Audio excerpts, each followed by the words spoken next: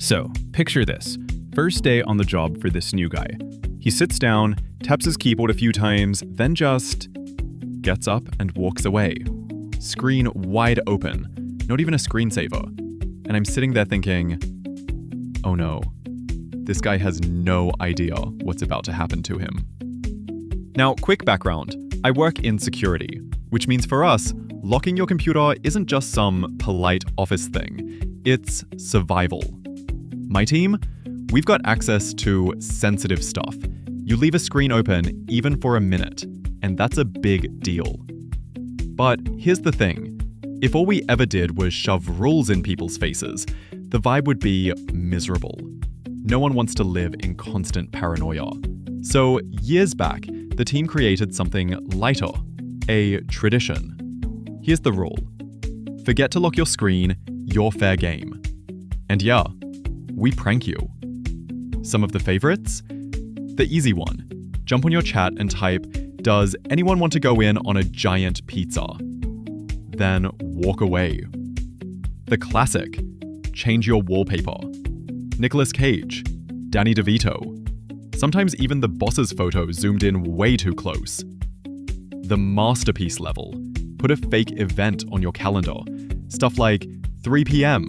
Host a team-wide dance battle. Oh, and the donut rule. That was legendary.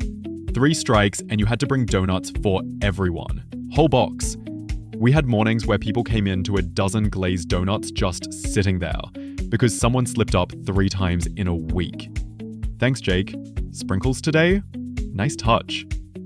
And of course, the real fun wasn't just the donuts. It was the little debates that came after. Who ate the last chocolate? Why is there only one Boston cream in the box? People actually made spreadsheets of their favorite flavors. One guy even tried to bribe us with bagels instead of donuts. Didn't fly. Rules are rules. It sounds silly, but honestly, it worked.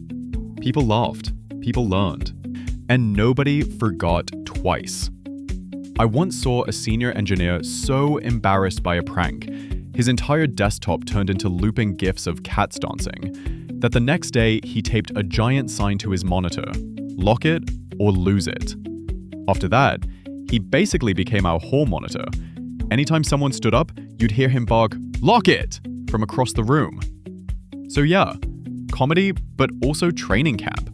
That's how we kept things sharp without making the place unbearable. And then, there was the new guy. We gave him the friendly reminders. We explained the culture. We even teased the donut tradition, like, "Hey man, at least you get to feed us if you mess up." But he just waved it off, shrugged, like, who cares? That's not important. And he'd keep walking away, leaving his computer wide open. Not because he wanted attention, just because he thought the rule was beneath him, like it didn't apply. And then came the perfect moment. I saw him heading for the elevators, latte in hand. He was gonna be gone a while, and his screen, wide open. So I slid into his chair, opened his email, and sent this to the whole team. Serious question. Do penguins have knees? Please advise. The reaction? Immediate. People burst out laughing. Some actually Googled it just to answer. By the way, they do.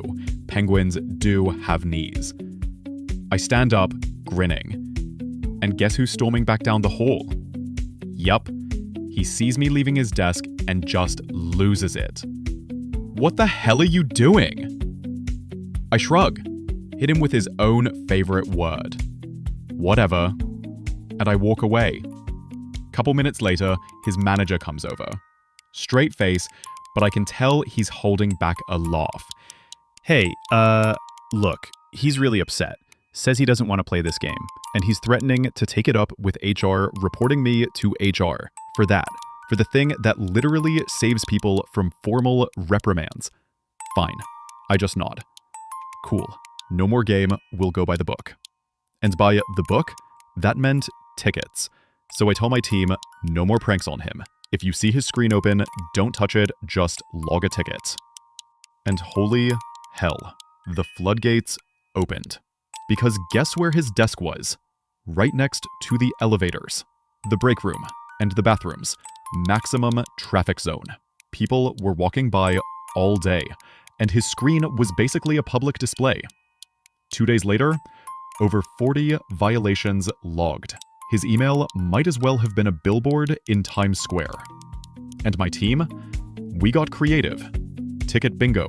Ticket trading. People were joking like it was a sports league. Who's leading the ticket count today? Hey, I'll swap you one coffee machine edition for your rare conference room sighting. Somebody even made a fake scoreboard on the whiteboard. Newbie, level 40, unlocked. By Monday, the guy's in mandatory retraining. I can literally see him across the floor, arms waving, pointing in my direction like I'd ruined his life. I'd filed maybe 2 tickets total. Everyone else, they were just following the rules.